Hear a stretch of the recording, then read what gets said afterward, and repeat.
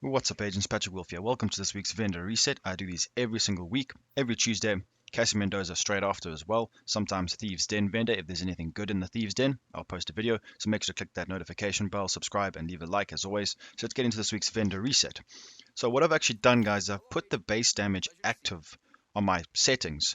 So as you can see, it gives you the full breakdown over there. So people have been, you know, they keep telling me, why do you tell us the base damage? Everyone's build is different. It was only because I knew my build and I knew what a good gun would be, judging by what I've got on my build, so I could let you guys know if it's good or not. So this will just give you a better understanding of how good the weapon is or the damage. It doesn't help that much more, but it does give you a bit of a better idea. So it's just a little thing that I wanted to put on there. Okay, so we've got an MP5 ST, unwavering, distance, and protected deploy. So I'm not going to really state the base damage. You guys can just have a look at it there instead of wasting time going through each and every weapon's base damage. You've got an FAL SA 58 para, breadbasket, distance, and Wascali. Pretty decent gun. This is actually hits quite hard, if I'm honest. Even though the RPM is a little bit low, it's pretty decent. First wave PF45, very nice. I do like this pistol. Very nice mag size, RPM. The talents are salvage, accurate, and recharged. Recharged are very good. If you guys want to use, well, chem launching anything like that hive, it gives you 25% more charges, which is perfect if you use any kind of build like that. So this is great for any gun, but remember, it's not a holstered, it's an active talent, so you need to be using the weapon so while equipped. So make sure to remember that. It's very nice. I love using recharge on any kind of skill build. Then we got China Light Industries backpack. This has got 339 skill power, 9.5k health, 7.5% crit damage. Funny enough, this actually isn't too bad. The only problem is the health is a little bit low. Maybe roll it for some armor.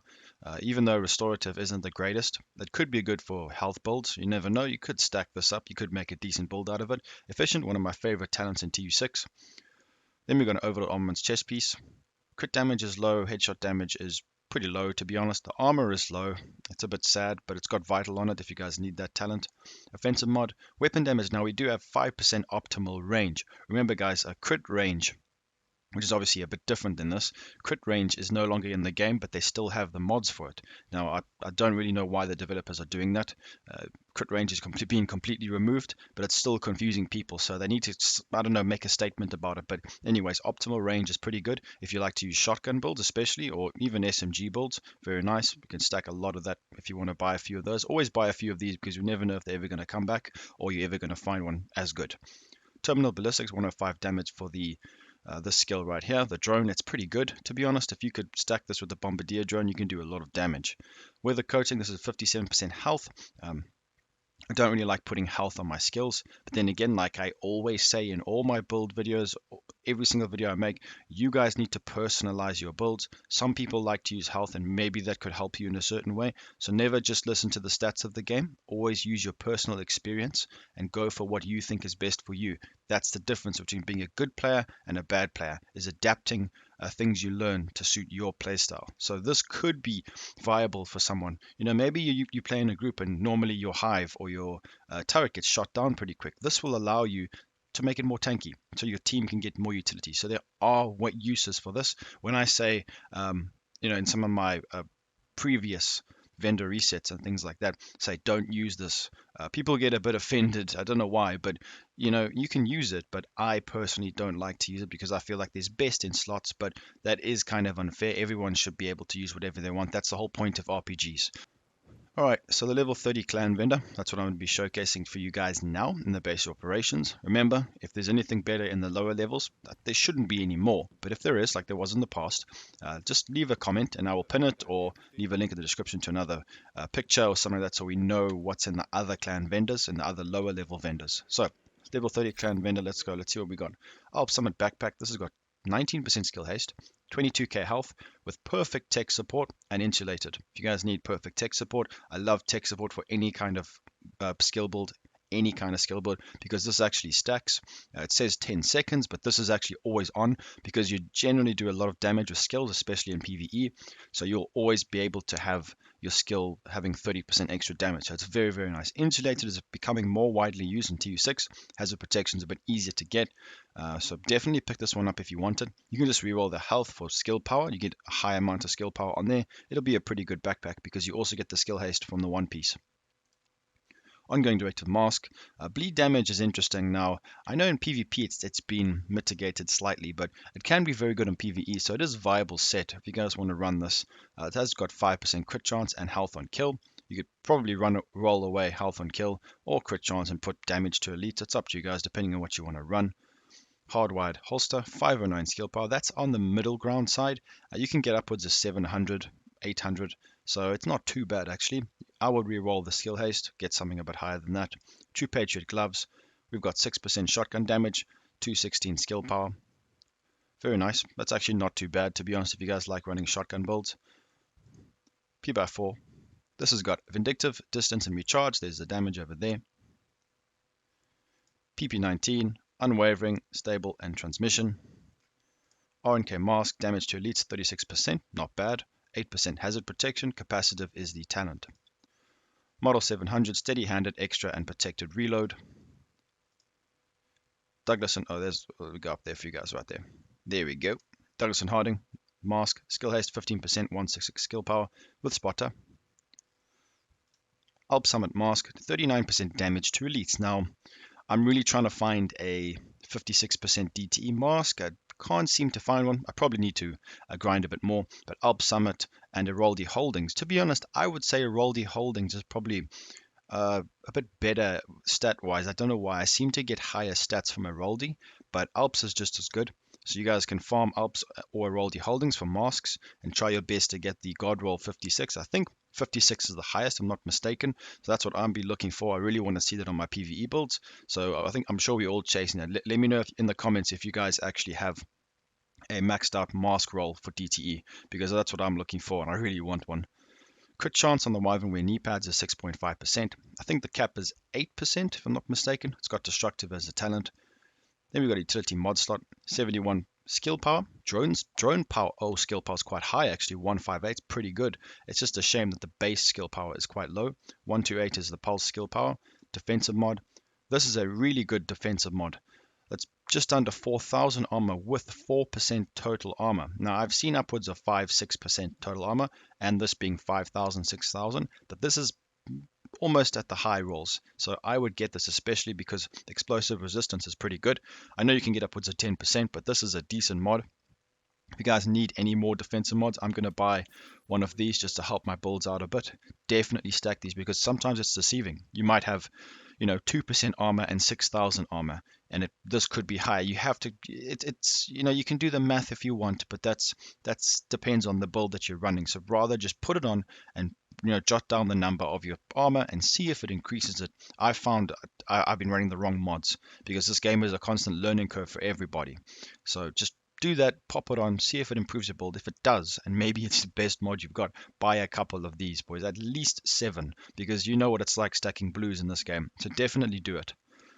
Utility mod, 48 skill power, increased blind duration, increased burn duration. Interesting. I mean, if you're combining those two skills, this will be pretty good for you, even though the base 48 is really low. That's a bit sad. Then we do have 46% health, same as what I was saying last time for the drone. If you guys want that, that's that. So this is the clan vendor. Some decent little items. I actually bought something, so I mean, there's some decent items in the clan video. Definitely come have a look and pick some stuff up if you are level 30. If you're not, try get your clans at level 30, and let me know what's in the lower level clans so I can let everybody know. At the theater settlement vendor, what have we got? A tactical Super 90 SBS with breadbasket, stable, and transmission. ACRSS, strained, accurate, and greased. DNH gloves. Oh, LMG damage and pistol damage, very nice. Kneecap. A lot of people don't use kneecap. It's very strong, even though people claim that everyone's got 100% hazard protection. It depends. I actually haven't seen a lot of people. It's normally the sweaty people in the DZ that have that. But hazard protection does mitigate this, so it kind of makes these skills a little bit redundant. So, well, these talents, sorry. But it's up to you. You can run this in PvE. It's pretty good, especially if you want to proc any kind of sadist talent on your gun. So you can go for it, guys. It depends how you want to play, but that's a good. I still enjoy it, especially with my shotgun, my rock and roll shotgun. It's very fun to use. DNH knee pads 328, that's pretty decent for a skill power roll with destructive, very nice. Defensive protocol mod 3000 health, blind deaf and poison resistance, nothing too special there. Sturdy piston 46k health, it seems like we're getting a lot of health on the skills. Then we've got a holstered regeneration mod for the ballistic shield. Now when you're modding this shield, you can mod it however you want. I don't know what it is, but people always try to tell me what the best mods are for the shields. You can't ever say that. Now, active regen and health are the two best mods in the game for shields. That's my opinion. That's what I use. You can put whatever you want. Holstered regen can work better for you if you like to go into cover a lot and holster it. So don't listen to people trying to tell you what is the best mod. Like I always say, guys, everything is always subjective to your playstyle. When I say active regen and health is the best, that's from my personal experience. Even if it's not, I couldn't care less. It's my personal experience and my, that tells you what I've been, how I play the game, and certain builds will be stronger for me. It's like some content creators say the Pyromaniac is the worst gun in the game, and you come to my channel and I tell you it's the best gun in the game. I'm surprised people haven't called me out for this, saying, oh, it's not, it's this, it's that, it's this, is that. It's personal experience and playstyle. Like it suits my playstyle because I like to proc certain fire damage to people. And you guys know me, the power build, burning agents in the DZ, it's always fun. So I just wanted to bring that up quickly. A lot of these mods we are getting are, out of the norm. A lot of people don't normally run health on, this Seeker Mine. You can say to yourself, well, what's the point of health? But I can shoot your Seeker Mine down. Like I find myself shooting people's Seeker Mine when they come towards me. So there's ways you could implement it, and don't be discouraged by people telling you what the best in slot. Even if I do, like I said, it's my opinion. You guys must just go mad. It's your game. You must have as much fun as you can. So holstered regen is good. Depending on your playstyle. If you want to play PvE content, if you want to go for more of an aggressive, go for active, but it's up to you. Then we got hardened casing. This is 28% health again on the Firefly. So that's it from the settlement. The campus settlement vendor.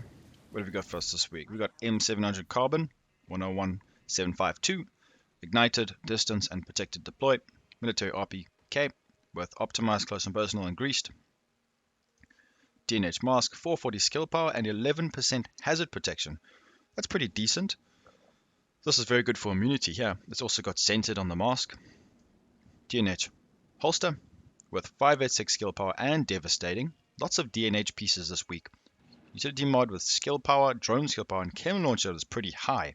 Yes, the base attribute level value is low, but 226 is very high for a singular roll. Not bad. Then we have got Ensnare Health for the Chem Launcher. Ensnare Health is pretty good if you want to use the Foam Chem Launcher.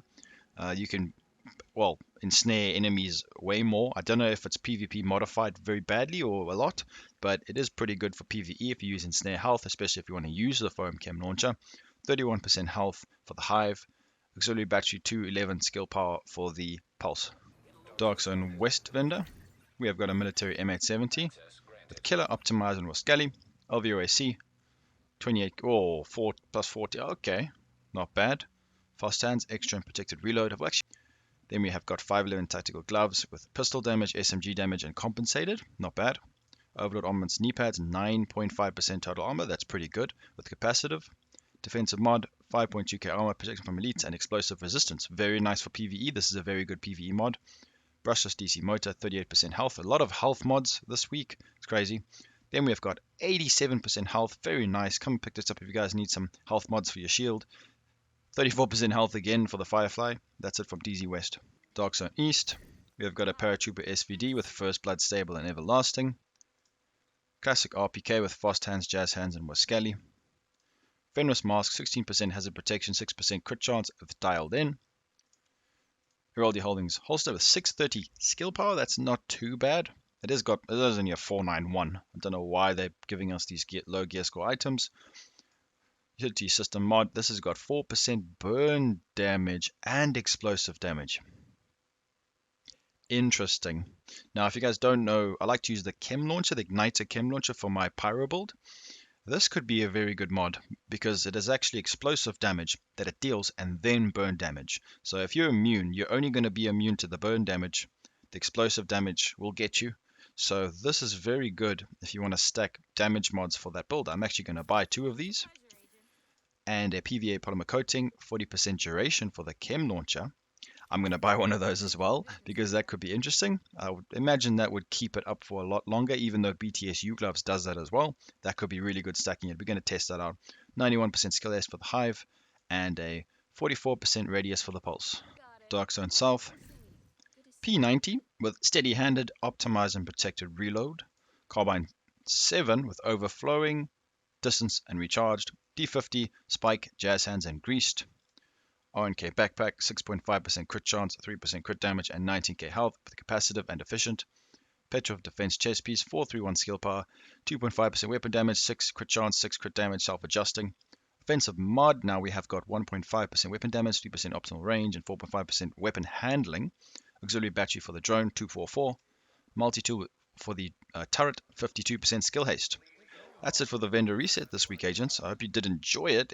We got a lot of health mods for the skills. There are some really good mods. The explosive and fire damage mod was really good. The backpack from the clan vendor was nice. There are a few items that you need to get, a lot of mods that people might want. So definitely take a look. If you guys like this video, leave a like. Subscribe to the channel for more Division 2 content. Cassie Mendoza will be coming up shortly, so make sure to follow me. And I'll be seeing you agents in the next video. Peace out, boys.